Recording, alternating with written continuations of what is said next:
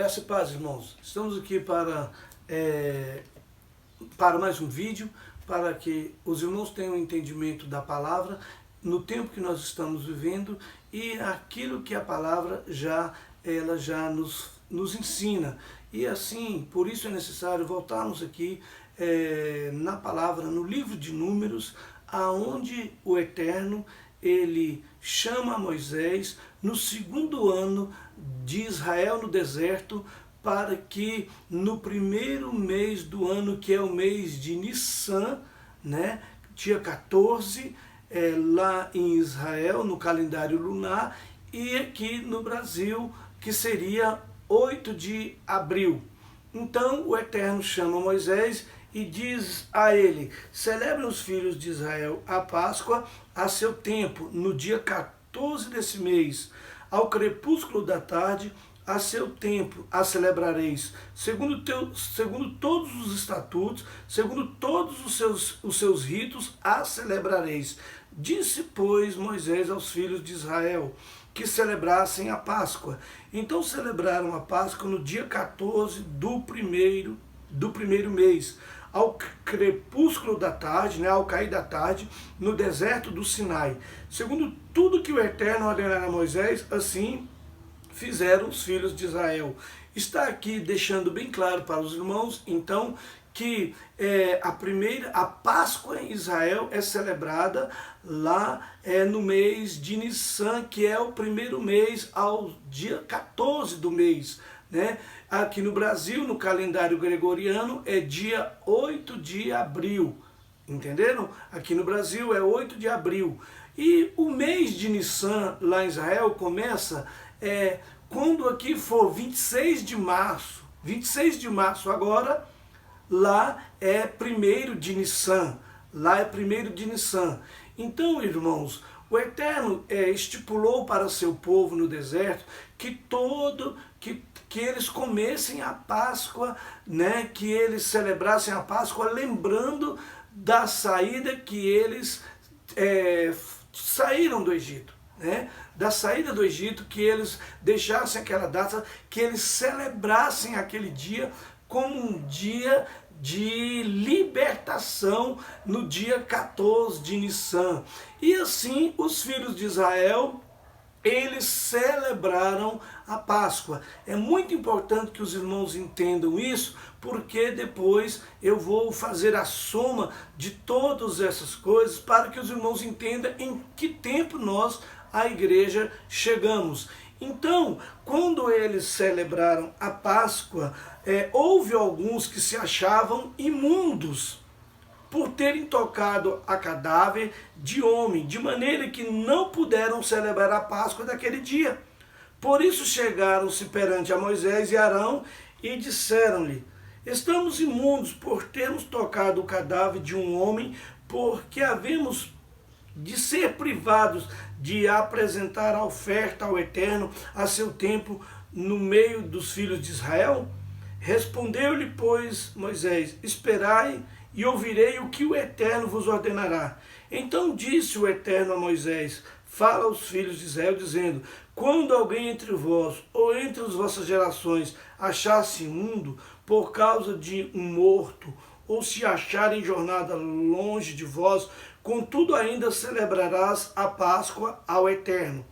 No segundo mês, no dia 14 do crepúsculo da tarde, a celebrareis, com pães asmos e ervas amargas a comerão.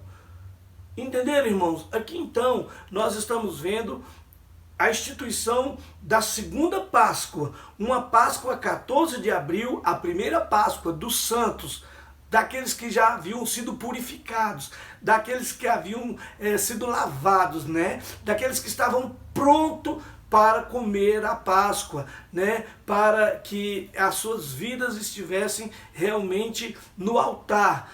E foi até Moisés outros irmãos que haviam estado, eu acredito, no enterro, né, cuidado de um morto para que ele fosse enterrado, e essas pessoas e outros que estavam viajando e que chegaram, que estavam distantes, que chegaram, eles não comeram a primeira Páscoa, porque estavam imundos, não participaram da lei da lei da purificação, né, das ordenanças da purificação, e não puderam então comer da Páscoa.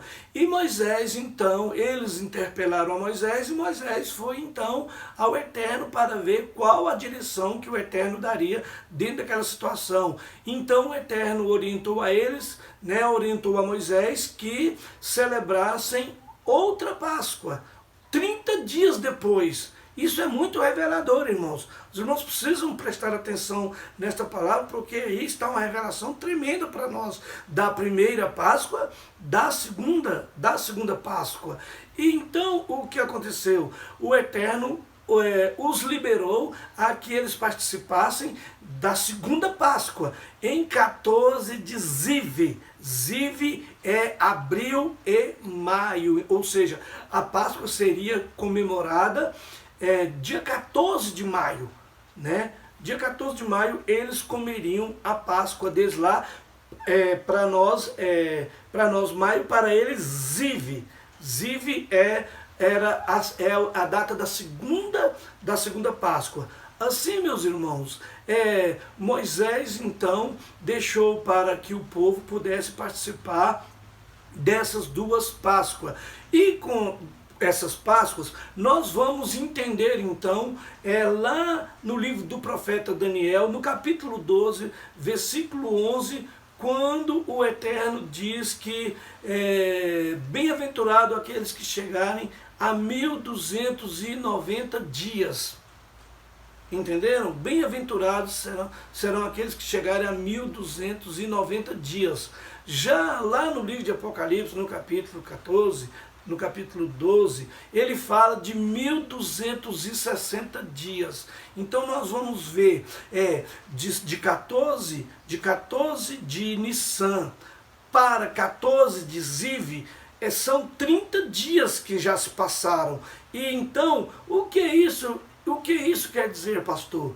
Que provavelmente, olha o que eu estou dizendo, provavelmente a igreja purificada, a igreja madura, como frutos de primícias, provavelmente nesse mês de Nisan, 14 de Nisan, na primeira Páscoa, que aqui no Brasil será 8 de abril, pode acontecer o arrebatamento da igreja, do povo puro, do povo maduro, do povo que se preparou, do povo que está aguardando a palavra e pode participar então da entrada na cidade santa. Os irmãos devem entender isso. Pode acontecer, é possível que aconteça, porque isso tudo está dentro de um calendário. Muitos, como eu já falei em um estudo passado, tem como base Mateus 24:36, de que ninguém sabe o dia nem a hora, e como se o Eterno não fosse contar para os seus profetas, não fosse nos avisar. Parece que ninguém sabe, ninguém vai saber, e ninguém jamais saberá. E isso não é verdade, né? Porque o Messias, se que não foi um acréscimo das Escrituras, ele não estava falando que o Eterno não nos contaria, porque, segundo Amós 3, versículo 7, ele não faz coisa alguma sem antes nos avisar.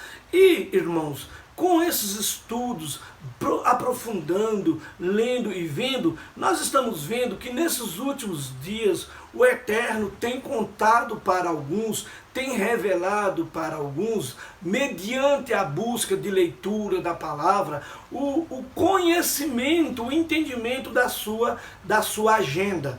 E é muito importante que pastores entendam a agenda do Eterno, porque isso está desde o Gênesis ao Apocalipse, a realização de uma agenda em que a igreja participa, em que a igreja está dentro dessa agenda. Jamais o Eterno fez alguma coisa deixando a igreja de fora ou para ocultar a igreja. Se nós formos ver isso, o próprio Messias, ele avisa para os apóstolos, ele avisa para os discípulos de tudo que iria acontecer ali a partir da sua morte, que ele iria ressuscitar, e de todo o desencadear das 6 semanas que chegaria na semana 69.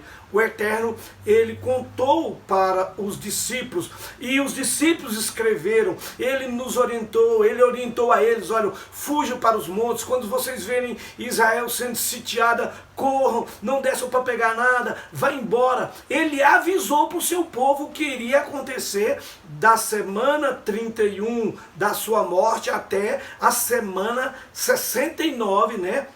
Ele avisou para que aqueles irmãos se preparassem. Então, ele também deixou em toda a sua palavra para que descobríssemos a sua agenda e dentro da sua agenda entendêssemos o que a sua palavra estava a nos orientar para o tempo do fim. Eu espero que você curta esse vídeo, deixe aí, né, o seu like para que outros possam ter a curiosidade de aprender, e no próximo vídeo eu continuarei essa palavra para que vocês tenham um entendimento completo das Escrituras acerca desses próximos dias da volta do Messias. A paz.